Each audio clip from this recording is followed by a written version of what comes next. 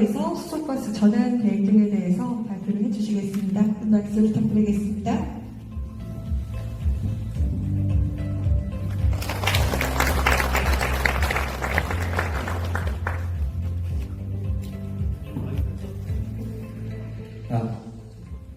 안녕하십니까. 제로필터 박상욱입니다. 저는 사실 지금 이 수소 통근버스라는 명칭으로 이 협약에 서 있다는 것 자체가 저희 업에게는 정말 기적 같은 일이고 정말 있을 수 없는 일이 일어났다고 생각을 합니다. 특히나 기존의 친환경의 버스 예산은 항상 시내, 시의 광역버스의 위주로 이제 예산이 내려왔었는데 이번에 환경부에서는 공상버스를 기준으로 해서 환경에서 저희 업까지 이 수소라는 첫 출발의 예산을 내려줌에 있어서는 이건 굉장히 큰 일이라고 생각합니다. 정말 환경부에게 다시 한번 감사의 인사 말씀을 드리고 싶습니다. 지금부터 두어두기 수소 통근버스 발표를 시작하겠습니다.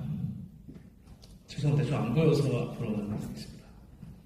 저희는 코로나 이후 국내 단체 관광 산업이 급감으로 전세버스 운영난에 어려움을 겪기 시작했습니다. 그러므로 영세한 전세버스 업체들이 증가하기 시작했고 높은 금리로 인한 차량 전환의 어려움은 차량 번호판 반납까지 생기면서 사업장 폐업에 속출하는 시기까지 생겼습니다.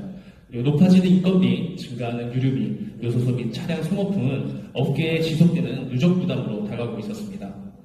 또한 코로나 바이러스 이후 변화된 승무원 근무 환경은 저희 여기 계시는 대표님들도 다 아시겠지만 주 5일제로 통근버스로만 운행했던 관광산업이 이제 저조화되면서 됐던 상황이 이제는 주말에 일을 시키기가 너무 무서울 정도로 배차 거부를 하고 있습니다. 그만큼 긴 코로나의 시간을 이제 운수 거부라는 이제 환경까지 받아들이기 시작하고 있습니다.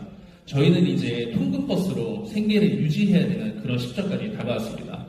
계속 반복되는 전세버스업의 악순환, 변화가 필요했던 순간이었습니다.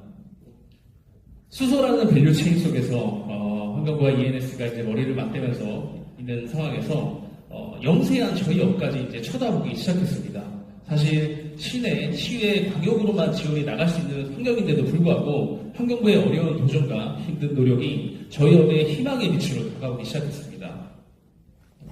마치 국내 대기업 ESG 경영과 맞물려 기업 그리고 대한민국 정부 지자체 그리고 전세버스 운수사들이 하나를 합쳐서 오늘의 협약 즉 수소 통근버스 사업의 탄생이 시작됐던 순간입니다. 정말로 다시 한번 우리 협약을 참여해주신 환경부에게 다시 한번 감사드리고 싶습니다. 정말 감사합니다. 전세버스의 꼬리표는 항상 공공성이 없다라는 이야기가 따라붙고 있습니다. 하지만 저희는 오래전부터 시민의 발이 되어주는 역할을 하고 있었습니다.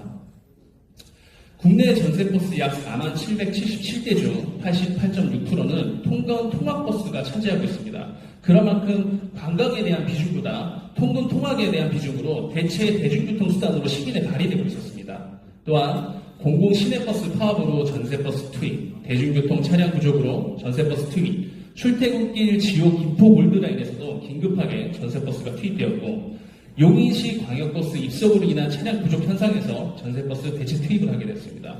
또한 이것처럼 저희는 노선이 형성되어 있는 공공성이 있는 노선에서도 저희는 시민의 발이 됐고 지금도 대체 투입을 해서 운행을 하고 있습니다. 올림픽이나 엑스포처럼 국내 대형 행사시 국가 행사에서도 저희는 한정 노선을 지급받아 전세버스를 투입함으로써 국가 행사를 마무리했었고 그리고 또한 요즘에 아주 유행 중인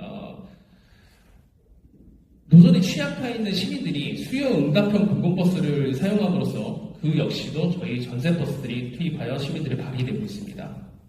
그만큼 전세버스는 더 이상 관광버스가 아닌 대한민국 시민들을 위한 교통수단입니다. 저희는 시내 시외버스를 통틀어 전국 전세버스 업체 비율 43.3%의 비율을 가지고 있는 업입니다. 하지만 앞서서도 말씀하셨듯이 전국 전세버스는 98%가 경유 차량으로 이루어지고 있습니다. 그래서 저희는 수도버스로 전환을 할 경우 수도버스 시간당 85km 주행 시 100.3km의 공기정화 효과를 내고 성인 약 160명이 1시간 동안 깨끗한 공기를 마실 수 있는 양이라고 합니다. 여기서 저는 중요한 부분이 있다고 생각합니다. 그럼 여기서 진정한 공공성은 대한민국 국민들이 좋은 공기로 숨 쉴 수 있게 하는 게 과연 환경부가 바라는 그런 공공성이 아니었을까라는 생각을 해봅니다. 하지만 수도버스는 지금 왜 현재 변화하지 못하는 걸까요?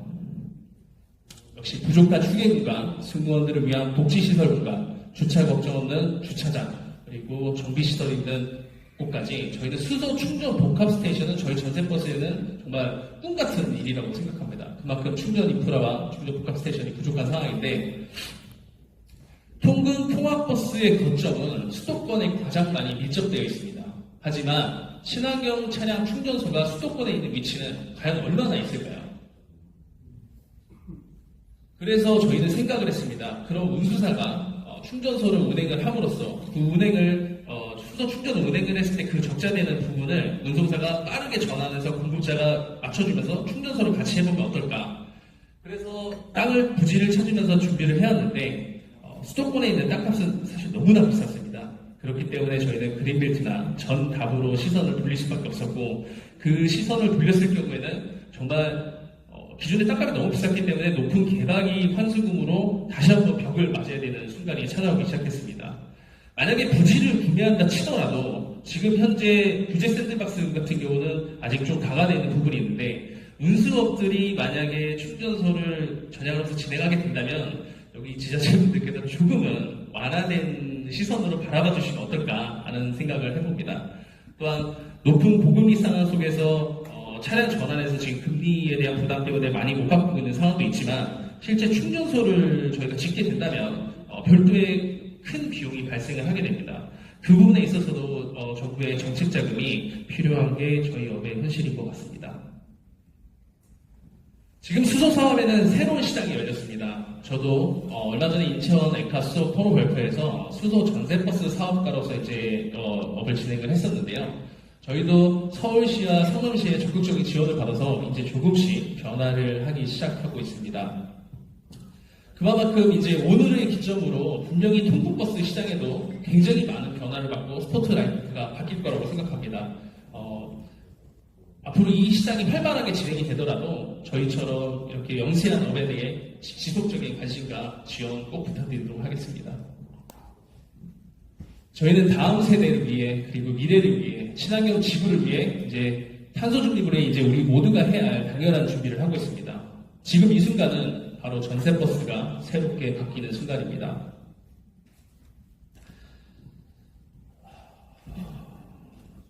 다시 태어나는 수소 통근버스. 사실 제가 되게 많이 울컥합니다. 이거 너무 힘든 일인데 정말로 환경부에게 정말 진심으로 감사의 말씀을 드리고 싶습니다. 정말 감사합니다.